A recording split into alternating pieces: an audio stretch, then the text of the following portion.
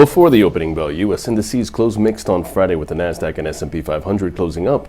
This while the Dow Jones that closed down. Media, retailing, as well as consumer durables and apparel sectors, they happen to be the best performers on the day. This while the combination of both semiconductors and semiconductor equipment, as well as automobiles and its components, and at the same time energy sectors, they were the worst performers.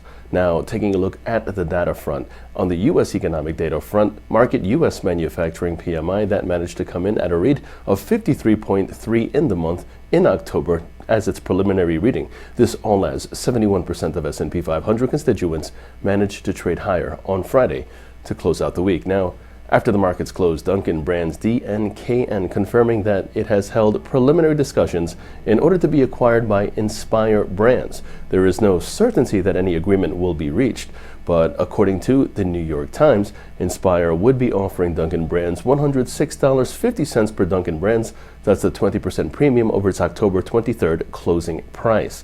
And then there's Hasbro, which is the toy maker, and that's expected to gain ground as third quarter EPS and sales, they managed to beat estimates.